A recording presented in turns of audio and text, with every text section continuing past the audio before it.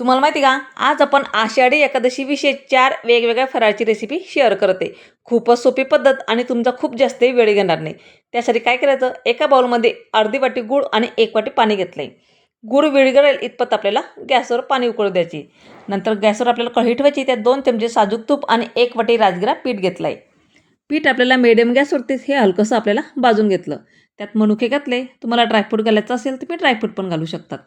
पीठ चांगलं चांगलं भाजलं गेलं की त्यातच आपण गुळाचं पाणी तयार केलं होतं ते त्यात आपल्याला घालून घ्यायचं आहे. आता ह्या शिरा थोडासा पातळच बनवलेला आहे मी. तुम्हाला घट्टसं करायचं असेल तर पाण्याचं प्रमाण थोडं कमी घ्या. 1 ते 2 मिनिटं मिश्रण चांगलं घट्ट होईपर्यंत परतून घ्यायचं आहे. आता राजगिराचा शिरा बनवून आपल्या इथं तयार झाले आहे की नाही. सोपी पद्धत, अगदी झटपट होणारी ही रेसिपी फराळाची. आता दुसरी रेसिपी जी आहे ते यापेक्षा सोपी, तुम्हाला ती नक्कीच आवडेल. तर आपल्याला इथं राजगिराचे पराठे बनवण्यासाठी 2 उकडलेले बटाटे घेतलेत. बटाटे आपल्याला त्याचा खीस करून घ्यायचे आहेत. म्हणजे आलं खिसाची खिसणी आहे त्यानेच आपल्याला बटाटे खिसून घ्यायचे. तुम्हाला हातानं स्मॅश करायचे असेल तुम्ही ते नाही करू शकतात. पण त्यात थोडीशी एकसारखं मिश्रण यावं, म्हणजे ते एकही गिठोडे वगैरे राहू नये म्हणूनच मी खिसणीनं खीस करून घेतलं आहे. 1 वाटी राजगिरा पीठ, चवीपुरतं मीठ आणि लाल तिखट वापरलेलं आहे. उपासाला जिरं खात असाल तर जिरं घालू शकतात तुम्ही, किंवा शेंगदाण्याचं कूटही तुम्ही यामध्ये वापरू शकता. पण मी या ठिकाणी राजगिरा पीठ आणि उकळलेले बटाटे, लाल तिखट आणि मीठच इथं वापरलेले आहे.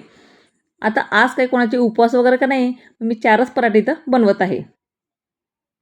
तेव्हा आधीच गरम करायला ठेवायचा आणि त्यावरच मिडियम साईजचा पराठा हा लाटून घ्यायचा आहे. आता पराठा लाटण्यासाठी मी राजगिराचं पीठ किंवा बगरचं पीठ किंवा साबुदाणा पीठ त्याला लावून पराठा लाटू शकतात. तव्यावर घातला आणि उलट पुलट करून पराठे दोघी साईडनं भाजून घ्यायचे. आता पराठा भाजण्यासाठी तुम्ही तेल, तूपही काही लावू शकतात. त्या ठिकाणी मी तूप लावलेले आणि डाग पडतील इतपत आपल्याला पराठे भाजून घेतले. आता अशा पद्धतीने राजगिराचे पराठे बनवून आपले तयार झाले. जे राहिलेलं पीठ आहे ते सुद्धा सेम याच पद्धतीने लाटून चांगले भाजून घ्यायचे आहेत. तुम्ही या पराठ्यासोबत दही खाऊ शकता तुम्हाला आवडत असेल तर, किंवा असेही खाऊ शकतात, किंवा शेंगदाण्याची ओली चटणी किंवा हिरवी मिरची ठेच्यासोबत हे पराठे तुम्ही खाऊ शकता. पण मी आज शेंगदाण्याचाच ठेचा बनवून ठेवला आहे, म्हणजे हिरवी मिरची आणि शेंगदाण्याचा. तुम्ही त्यासोबत हे पराठे खाऊ शकतात. आपले झटपट होणारी ही रेसिपी राजगिराचे पराठे बनवून आपले इथं तयार झाले आहे की नाही. सगळ्यात सोपी पद्धत. तर राजगिराचे पराठे बनवून तयार झाले. तिसरा जो पदार्थ आहे तो यापेक्षाही सोपा आहे, म्हणजे गूळ शेंगदाण्याचे लाडू बनवत आहे. आता लाडू करण्याची बऱ्याचजणांची वेगवेगळी पद्धत असते आणि ते प्रत्येकांनाच येतात. आता तवा गरमच आहे, त्याच तव्यावरती मी शेंगदाणे भाजून घेतले. 2 वाटी शेंगदाणे घेतले, कमी जास्त तुम्ही घेऊ शकतात.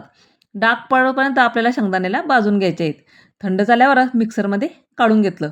मी साल न काढताच मिक्सरमध्ये घालत आहे. तुम्हाला साल काढायचे असेल तर मी सालही काढू शकतात. आधी मिक्सरला फिरून घ्यायचं, म्हणजे चांगलं बारीक करून घेतलं. आता 2 वाटी शेंगदाण्यासाठी मी 1 मोठी वाटी गूळ घेतलेला आहे. गुळाचं प्रमाण तुम्ही कमी जास्तही घेऊ शकता. गूळ घालून पुन्हा आपल्याला मिक्सरला फिरून घ्यायचं आहे. म्हणजे एकसारखं मिश्रण आणि प्लेन तयार होतं. त्यात एकही गुळाची गाठ वगैरे राहत नाही, गिठोडे वगैरे राहत नाही. तर अशा पद्धतीनं आपल्याला गुळाचं मिश्रण तयार झालं, गूळ शेंगदाण्याचं. त्यात 1 ते 2 चमचे तूप घालायचे. गरज पडली तर घालायचं, किंवा नाही घातलं तरी पण चालतं. हे मला कोरडं वाटतं कारण गुळाचं प्रमाण मी थोडंसं कमी घेतलं आहे. म्हणून त्यात मी 1 चमचा इथं तूप वापरलेले आहेत. तुम्हाला गोड जास्त पाहिजे असेल ना, तुम्ही 2 वाटी शेंगदाणे, 2 वाटी गूळ पण वापरू शकता. पण या ठिकाणी मी 2 वाटी शेंगदाणे आणि 1 मोठी वाटीच गूळ घेतलेले आहेत. मला गोड कमी लागतं त्यामुळे गुळाचं प्रमाण मी इथं कमी घेतलेलं आहे. आता छोट्या आकाराचे आपल्याला शेंगदाणेचे लाडू हे बनवून घ्यायचे आहेत. तुम्हाला मोठे करायचे असेल तुम्ही मोठ्या आकारामध्ये हे लाडू बनवू शकतात. हे लाडू सहज 15 दिवस किंवा महिनाभर घरामध्ये राहू शकतात. जेव्हा लागेल तेव्हा ते उपासाला तुम्ही हे लाडू खाऊ शकतात. आपले गूळ शेंगदाण्याचे लाडू बनवून इथं तयार झाले. ही अगदी सोपी पद्धत आहे. आपले राजगिराचे पराठे झाले, राजगिराचा शिरा झाला आणि गूळ शेंगदाण्याचे लाडू पण बनवून तयार झाले. आणि चौथी रेसिपी जी आहे ती खूपच सोपी. त्यासाठी लागणार आहे आपल्याला कच्ची केळी. तर कच्ची कढी घ्यायची, मागचं आणि पुढचं देठ आपल्याला सुरीनं कट करून घ्यायचे आहेत. आणि व्हिडिओमध्ये दाखवते त्याप्रमाणे केळीला कटसुद्धा करून घ्यायचे, म्हणजे त्याची साल पटकन निघते, खूप जास्तही वेळ लागत नाही. तुम्हाला सुरीनं काढायचं असेल तुम्ही डायरेक्ट सुरीने साल काढू शकतात, पण सुरीनं कट केल्यामुळे ते साल काढायला अगदी सोपं जातं. तर अशा पद्धतीनं आपल्याला केळीची साल काढून घ्यायची आणि त्याला स्वच्छ धुवून कोरड्या कपड्यानं कोरडं करून घेतलं. नंतर त्याला हवं त्या आकारामध्ये कट करून घेतले. आपण त्याची सुकी भाजी बनवत आहे. आता अशा पद्धतीनं केळीला कट करून घेतलं. गॅसवर आपल्याला कढई घ्यायची. त्यात थोडंसं आपल्याला तेल घालायचं. उपासाला जिरं खात असाल तर जिरं घालू शकता तुम्ही. तर आधीच आपल्याला इथं मी केळीचे कट केलेले होते ते त्यात आपल्याला कट केलेले पीस घालून घेते आणि 2 ते 3 मिनिटं परतून घ्यायचे. त्यात लाल तिखट आणि चवीपुरतं मीठ इथं वापरलेलं आहे. चांगलं पुन्हा एखादी मिनिट परतून घ्यायचं. त्यात थोडंसं आपल्याला पाण्याचा शिमका मारून द्यायचा, म्हणजे ते पटकन मऊ होतात आणि पटकन शिजल्याही जातात ते. झाकण ठेवून द्यायचं, वाफेवर चांगल्या शिजल्या जातात. आणि खूपच जर कोरडं वाटत असेल तर थोडंसं पाण्याचा शिमका मारलेला आहे तिथं, म्हणजे पटकन ते केळी मऊ होतात. अशा पद्धतीनं 1 ते 2 मिनिटं पुन्हा परतून घ्यायचं आणि 2 चमचे शेंगदाण्याचा कूट इथं घेतलेला आहे. आवडला तर घालायचा किंवा नाही घातला तरीही चालतं. इथं मी फक्त 2च चमचे शेंगदाण्याचं कूट इथं घातलेलं आहे. आपली कच्च्या केळीची भाजी बनवून इथं तयार झाली. ही पण खूपच सोपी पद्धत आहे.